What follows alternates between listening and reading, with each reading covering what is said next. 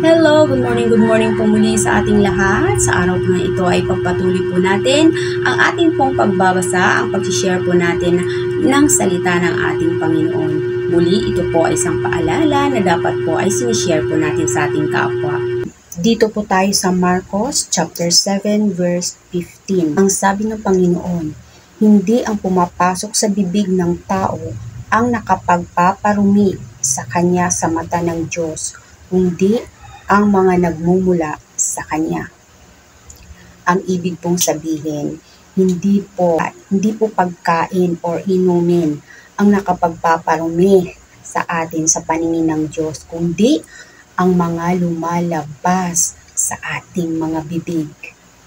Kaya lagi po nating alalahanin at panatilihing malinis ang bawat salitang lumalabas sa ating mga bibig.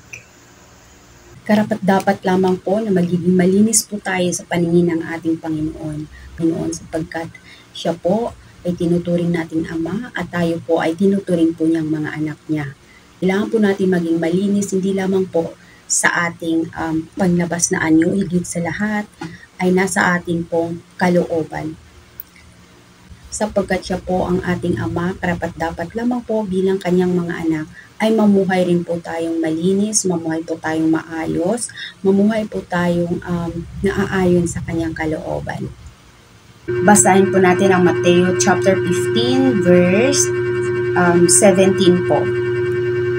Hindi ba ninyo nalalaman na anumang pumapasok sa bibig ay tumutuloy sa tiyan at idinudumi?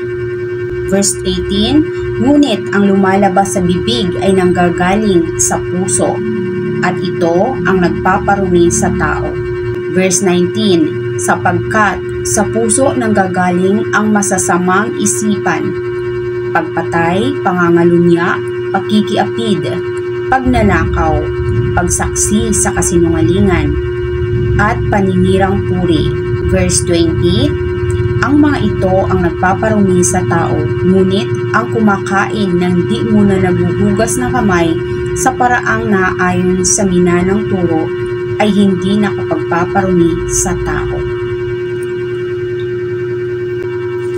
So maliwanag po ng isa sa mga dahilan kung bakit po nagiging marumi tayong mga tao ay hindi po dahil sa mga kinakain o sa mga iniinom po natin. Dahil ang nagpaparumi po sa atin ay yung mga salita na lumalabas po sa ating bibig at hindi po yung mga pumapasok.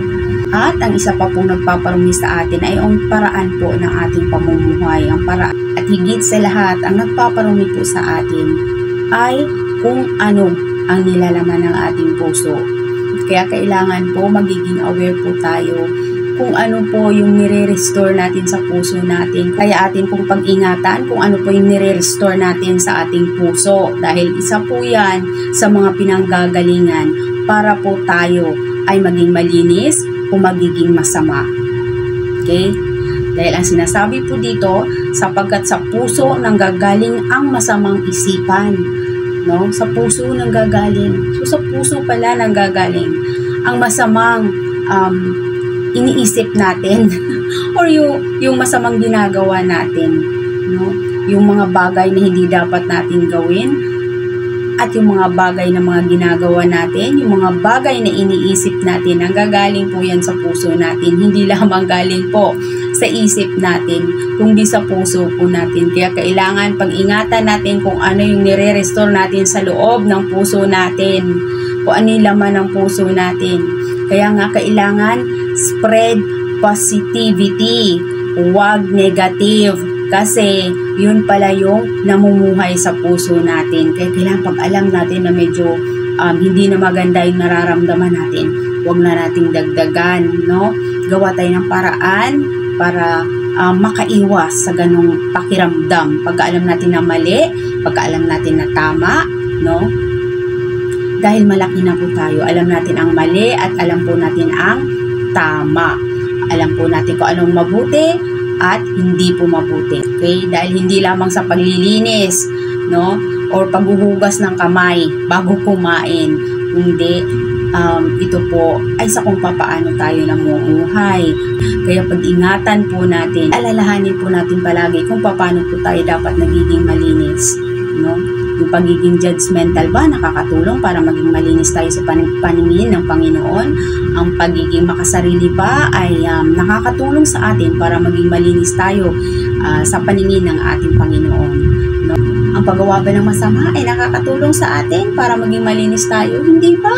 Hindi, di ba? Balik-balikan po natin ang 10 utos ng ating Panginoon na iniwan niya po sa atin para hindi tayo nakakalimot. Okay po ba? So muli, maraming salamat po. Please like and share po ng ating video para marami pong nare-remind sa salita ng ating Panginoon. Maraming salamat po. God bless everyone. Bye!